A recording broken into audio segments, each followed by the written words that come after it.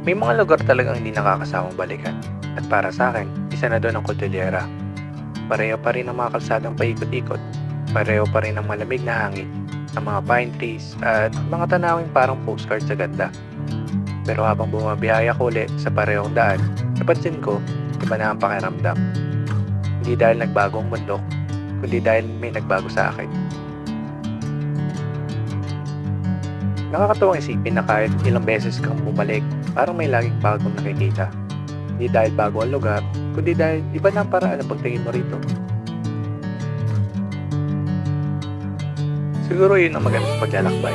Hindi lang tungkol sa lugar na pinupuntahan, kundi sa taong nagiging ikaw sa bawat biyahe. Dahil minsan, pareho man ang daan, iba na ang kwentong inuwi mo. Catching a crazy love moving through me like a wildfire, like a wildfire. Dito na tayo, guys. Welcome to Manawe.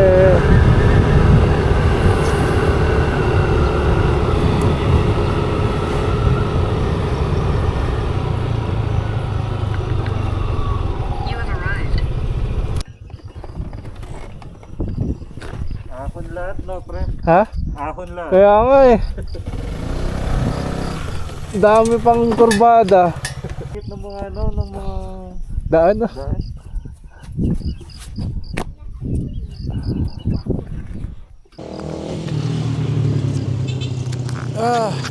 After... Ilang hours din tayo nagbiyahe.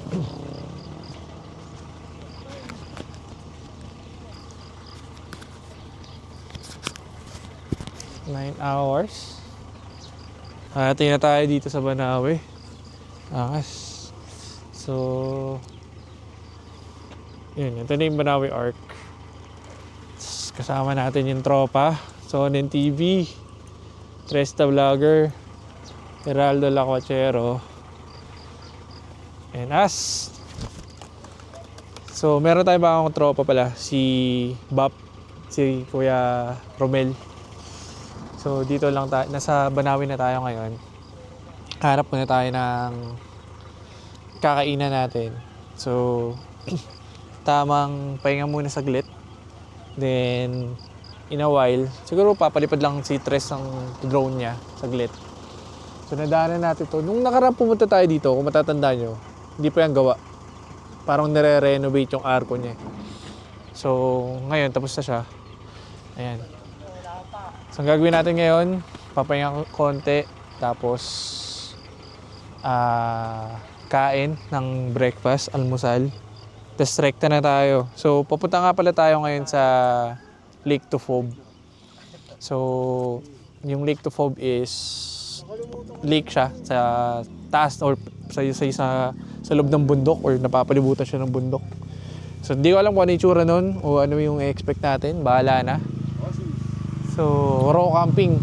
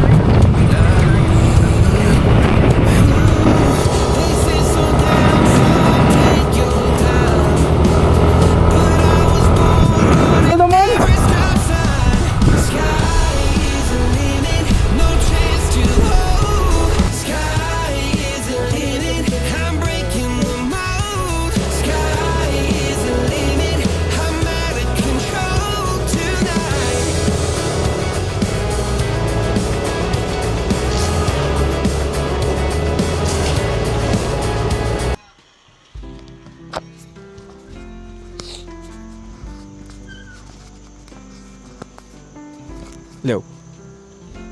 So, dito na kami sa Banawe View Cafe.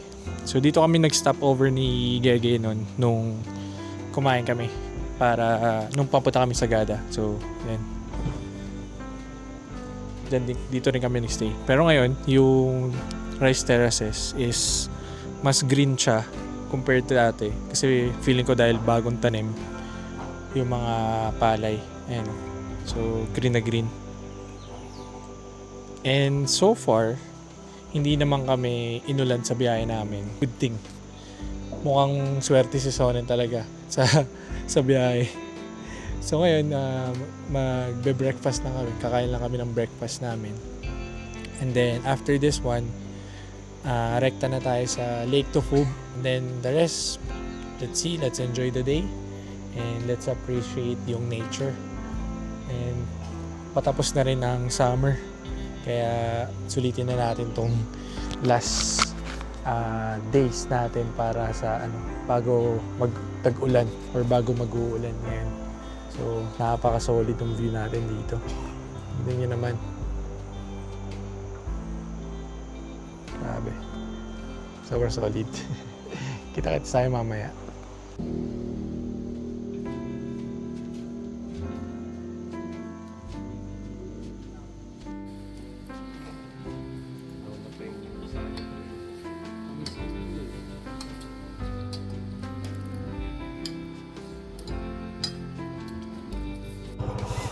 So yun ba, no? Tapos namin kumain and right now, papunta na kami sa Lake Tufub. So bago kami pumunta ng Lake Tufub, mamimili lang kami ng recados para sa lulutuin namin na salmon belly. So nakabili na kami ng kamatis, ng sibuyas, kailangan lang namin ng luya, tsaka bigas. Tsaka ano pa pala, sinigang mix na pang miso, sinigang sa miso. Yun yung kailangan namin. Yun lang. Di na siguro namin lalagyan ng dahon. Kasi wala namang kumakain ng gulay dito eh. Mga unhealthy people to mga to eh. So maaga pa. It's already, it's almost, anong oras ba? 8:55, 9. 5 minutes to 9. So maaga pa. Marami pa kaming time. At masusulit namin yung buong araw namin dun sa Lake Tufub.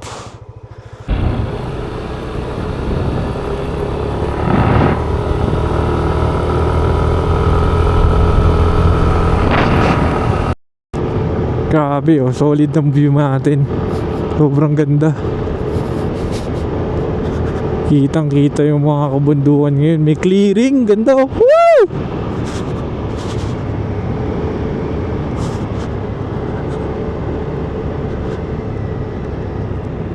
Ito oh, hindi mo kailangan magmadali dito. Kailangan slow down ka para ma-appreciate mo yung lugar.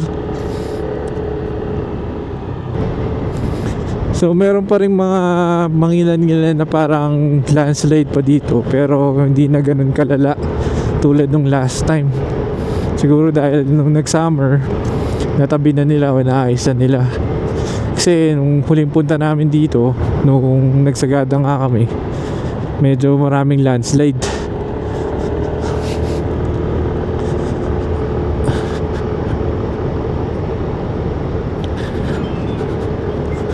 So, meron na tayong 57 minutes, less than an hour, bago makarating na Lake Tufub. Lapit na lang to. So, sana dun sa may bayan na nakita namin sa mapa, may makita pa kami palengke o mabibilan para hindi naman kami magutom. Kasi parang from Lake Tufub, yung pinakababa lang niya sa entrance, meron pang 10 to 15 minutes yata kaming trekking or aakyatin. Hindi ko sure kung ilan. So check natin kung ano yung madadatnan natin mamaya. Mga pala no, yung Lake Tufub, wala siyang designated parking area. So mamaya check namin kung saan namin iiwan yung mga motor namin na safe, syempre. So tignan natin kung kung saan pa pwede natin ipwesto na hindi tayo makaka-istorbo. At saka syempre, safe pa din yung motor natin mamaya pagbaba namin. O, lasog-lasog na eh. So, yeah, tignan natin. Let's go, let's go!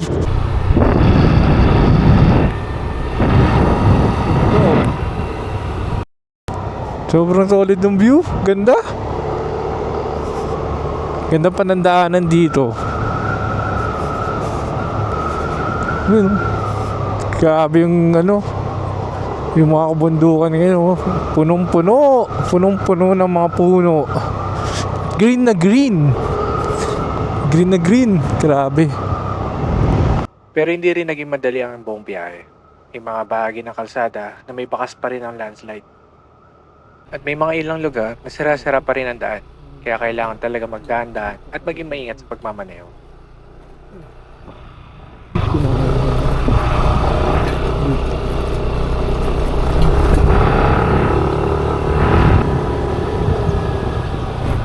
Grabe naman.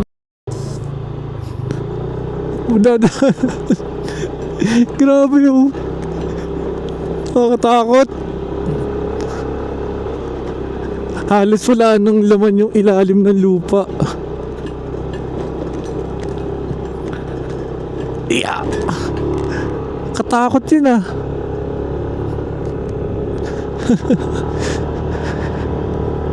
Yung ilalim ng pinakatulay o yung daanan masyado ng halo. So parang kahit konting na lang yun, ulan o malakas sa ulan, pwedeng biglang gumuho siya. Grabe.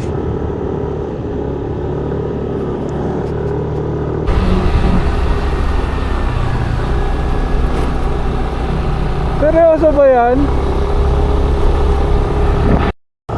Seryoso ba yan?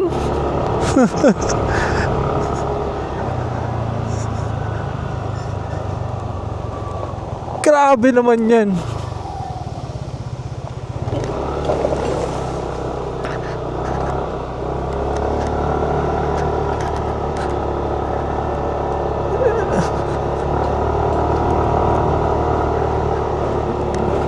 Ito yung landslide oh.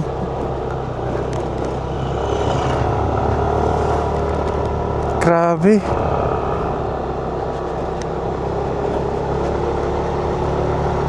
Ito pa, meron pa dito landslide. May mga bato-bato.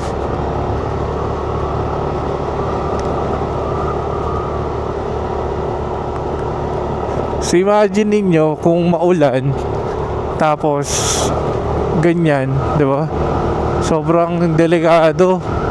Kaya buti na lang pinagbigyan talaga kami ng panahon. Thank you Lord sa magandang weather.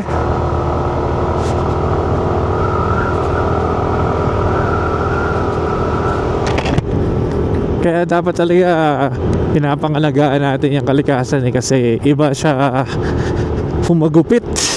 Iba siya magbigay ng parusa pag hindi natin siya inalagaan. Yan, makikita nyo naman yung landslide dito. Grabe yan, ang taas. Tapos halos sirain niya na yung mga daan. Ayun o. Kipot.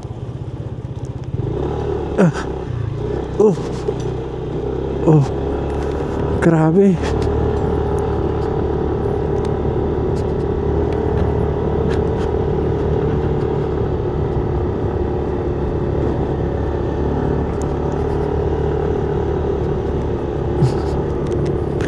Ay, naku, buti na lang talaga. Buti na lang.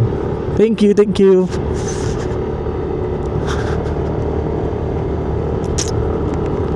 So, nandito na kami sa may bandang bayan ng Barlig. So, bago kami umakyat ng Lake Tofug, may nakita kami... actually, may pinagasan kami doon sa may bandang taas. Then, tinuro kami dito ni tatay kasi merong kainan.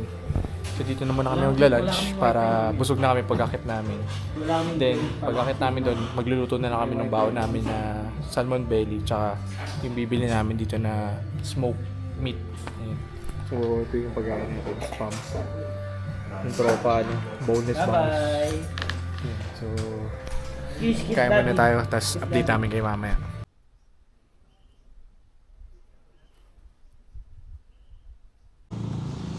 So, nag-volunteer tayo para i-check kung pwede pa tayo talaga mag-overnight dito sa taas ng Lake Tufub. So, yan. Ito yung packet papunta dun.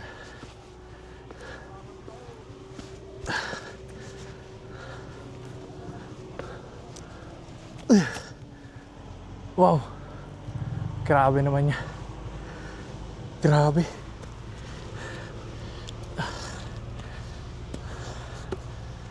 Hirap ng packet na ito. Tapos ang dami namin dala. Mukhang matagal-tagal makyatan. Pero grabe. Parang pupunta ka sa ibang dimensyon.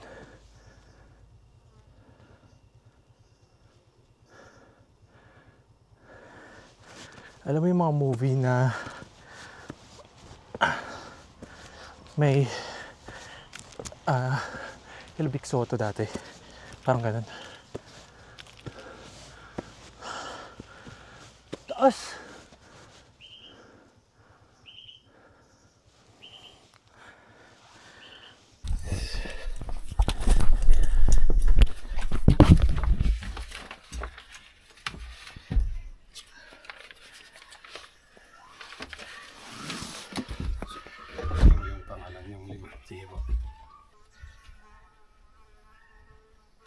Saan? Andun pa po sa baba, mababagal eh.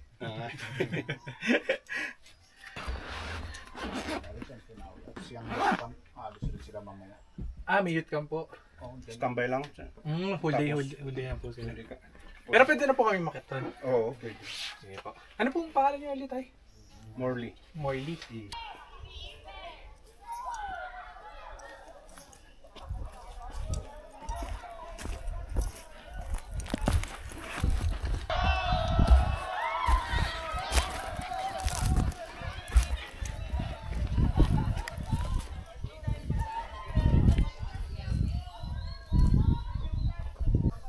So, nandito na kami sa Lake Tufub.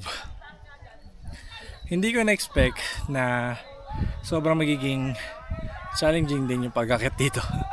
Kasi, to be honest, kailangan mong akitin yung medyo, hindi naman sobrang tarik, pero medyo steep pa rin na packet dito. Though maganda kasi meron siyang mga stones na pwede kayong tapakan. So yun nga lang, kung masyadong kayong maraming dala, tulad namin, kasi mag-overnight nga kami dito. So dala namin lahat ng gamit namin. Like tent, lutuan, sleeping bed, yung mga mattress namin, everything. So medyo mahirap. Kung kaya nyo naman magbalik-balikan, much better para hindi kayo masyadong mabigatan. Pero tsagayin nyo na, isang akyatan na lang kayo para isang paguran na lang kasi nakakahingal talaga. So right now, may mga youths na nag-youth camp, parang team building. So maya-maya na siguro kami mag-set up pag tapos nila or pag patapos na sila. So yun. So yeah, kita-kits mamaya. Mag-set up lang kami. Pahinga lang muna kami. Kita-kits.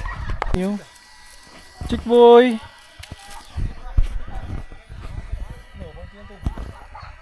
Si Chick Boy. Nung pumunta sila Direct Gino dito, siya yung sumalubong sa kanila doon sa baba. Si Chick Boy. Alaga ni tatay yan eh. Napakakisig eh oh. Laki oh.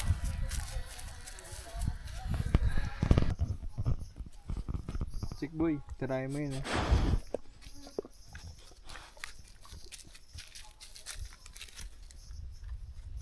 Namatay siya ng 5 minutes eh. Ito nagubad na. Ulit ka pa, Bap? Okay lang. Kaya pa. Mabait ka pa ngayon eh, no? Anong sama? Ikaw ay nagmumura na eh. Yung gusto mong partner ni Bap eh. Ay, wag mo nang patawa si Solid, hinahabol na kayo hininga eh, pinapatawa mo. Magsusumbong yan kay Donna. Susunod, wag mo na akong payagan. Hindi na ako sasama doon sa mga dagat. Visit yung mga yun. Papatayin ako. So, nakapag-set up na kami dito sa Lake Tufub. So ito yung setup namin. So may tatlo kaming tent. Isa, dalawa, tatlo. So dito sa tent na to, magkasama kami ni Geraldo. Tapos sa kabila, si Tres, tsaka si Sonen. Tapos dito naman sa kabila, sa isa, si Bap. So ito yung pwestuhan namin.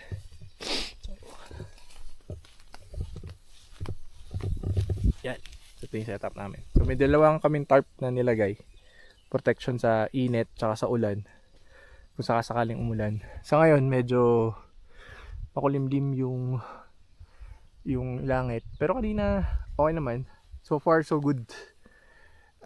Sana hindi na tumuloy-tuloy yung ulan na bumagsak. And sobrang solo lang namin yung camp spot na to. Yung place na to.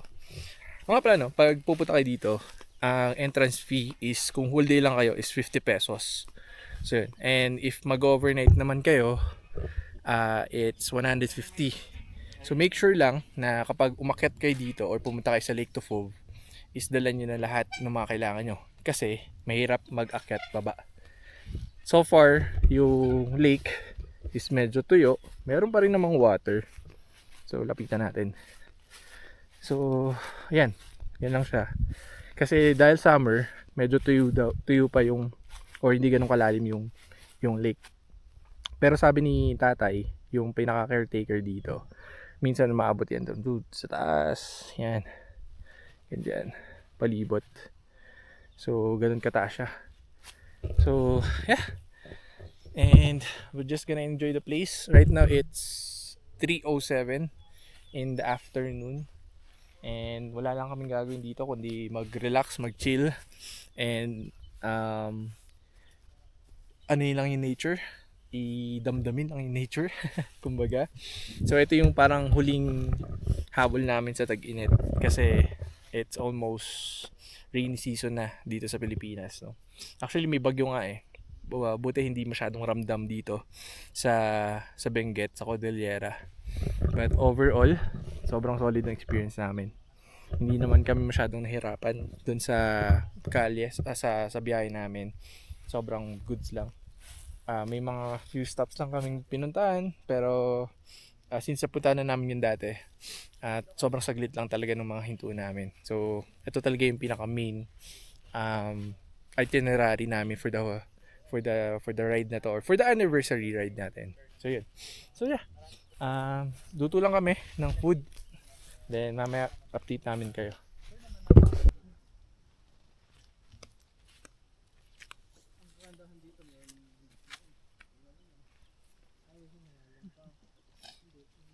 Dahil lumubog ako. Kumunoy yan, kumunoy. Bagyo. Wala shit! Kailangan! Chick boy!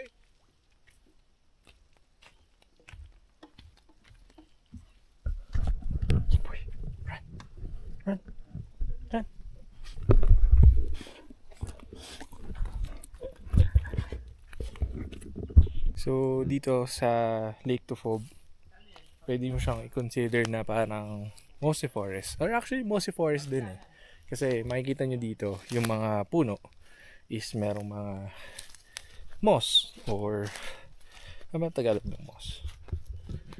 Algae. Basta moss. Ayan. So may mga moss.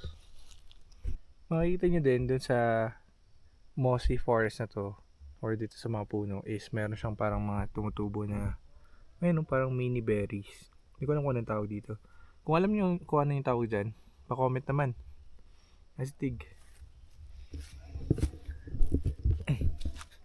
Sobrang ganda lakaran nitong ng mossy forest kasi may iba't iba kayong makikita mga creatures, mga plants, ganyan na parang pwedeng first time nyo makita. Katulad nito, meron kayong makikita mga mushroom tree.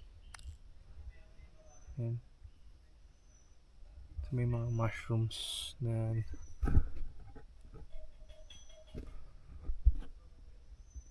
tubo-tubo sa mga bark. Make sure lang, since raw camping ang meron dito sa Lake Tufov, is magdala kayo ng mga necessities.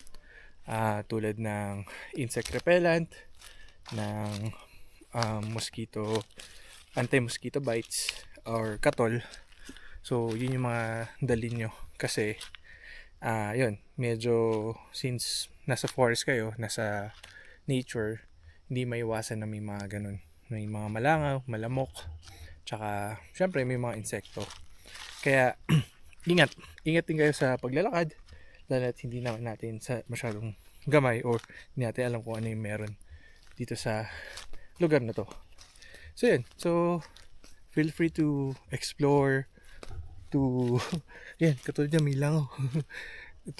Feel free to explore yung lugar. Actually, good siya sa mga kids din, or okay siya sa mga kids kasi kung gusto niyo maging one with the nature, or kung gusto niyo maging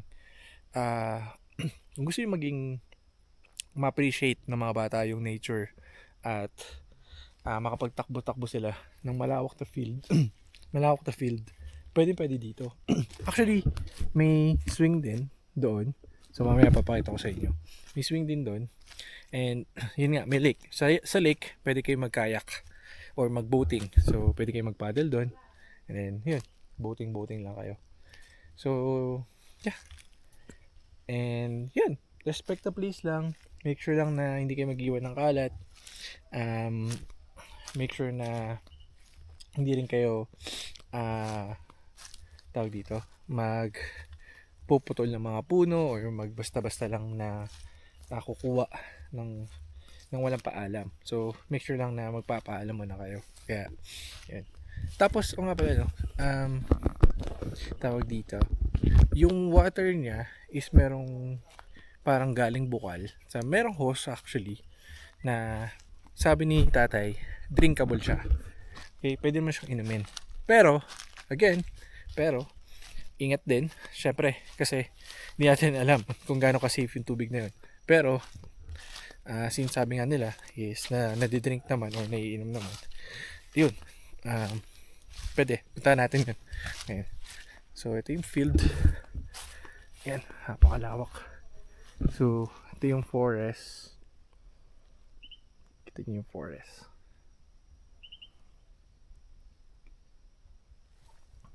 Then, maglakad dito. From here, makita niyo na yung lake. So, totoo sabi ko ngayon, wala pang masyadong tubig sa lake. Kaya tuyo. So, ito yung swing.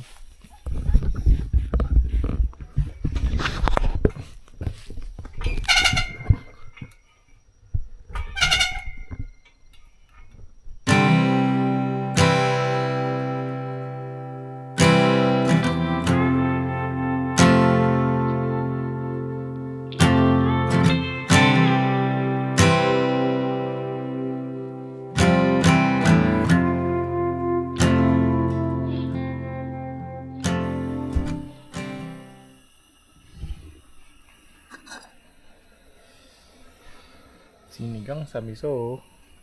Bango. Tikman mo na ba? Tikman mo na ba? Ayun, tignan mo. Sarap.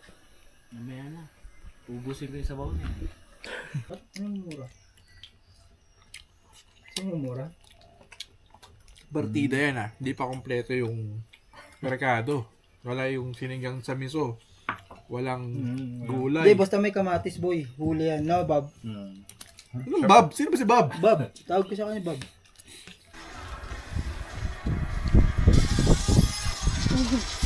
Uy!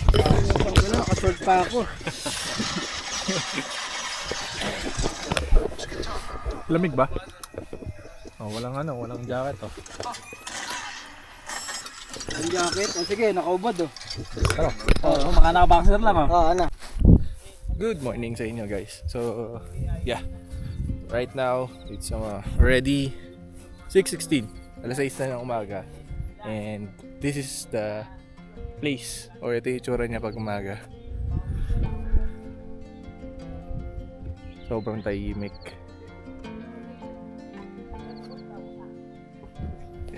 So, kagabi, pagkatapos namin mag-dinner is shot lang ng konti, pampatulog, and yun, kwentuhan. And then, after that, siguro maaga kami nakapagpahinga.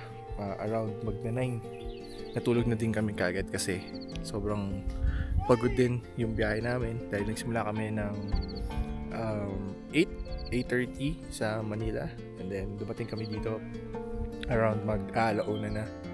So yeah, and sobrang lamig nung place. Saktuan lang, hindi siya yung sobrang ginaw na ginaw, pero enough para makapagdoble o magdoble kayo ng damit niyo. Yan. So ngayon, nagluluto lang ng breakfast yung mga kasama natin. So yun yung mga the best dito eh. Pag may mga kasama kang marunong magluto, hayaan mo na sila para ano, di na sila ma-distract. So sobrang hamog na yun.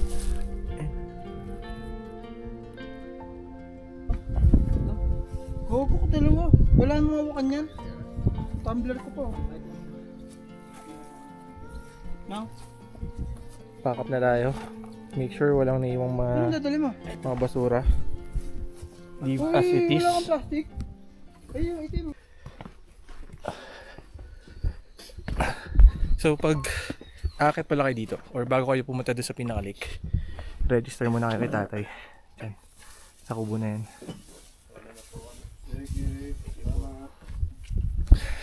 So may CR din dito. Yan, CR yan. Pwede kayo mag-CR. Then fresh water. Pwede kayo dito.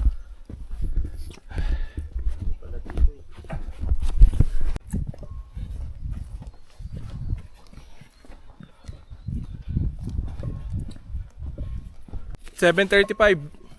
7:35. Balik niya, no?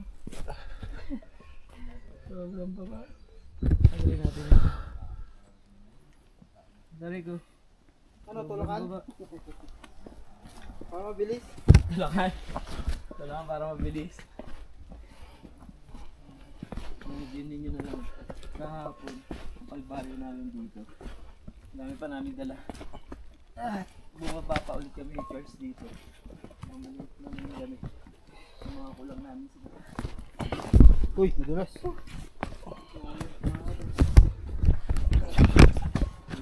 So Ito eh. Ako si Soy, tumulas eh. Next day! So ito yung bababaan nyo, tsaka akyatan nyo pag pupunta kayo dito. So makikita nyo sobrang tarik, dahan-dahan kami kasi medyo malumot. Kaya hindi siya advisable kapag may kasama kayong kids tsaka mga matatanda. Kami nga medyo bata-bata pa, pagod na eh. Para kayo mga oldies. Para tayong bagong tuli. Ahas, yun pala yun oh. Jay, may ahas oh. Saan? Ayun oh. Ahas, tumol. Ikaw yung tukmol.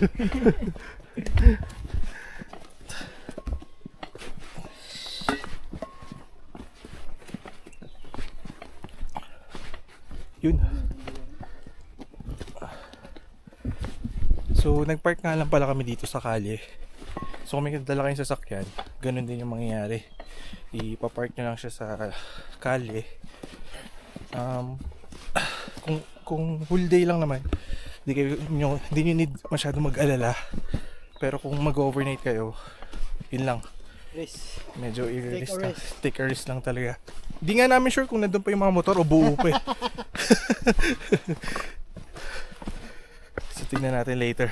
Wala na yung mga mamahalin. Yung Honda Wave na lang natira. Yeah.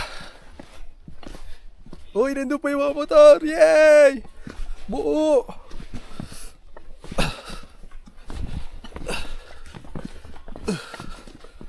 Step. Step down. Okay. So yan. Ito na yung pinaka-entrada. Oopsie.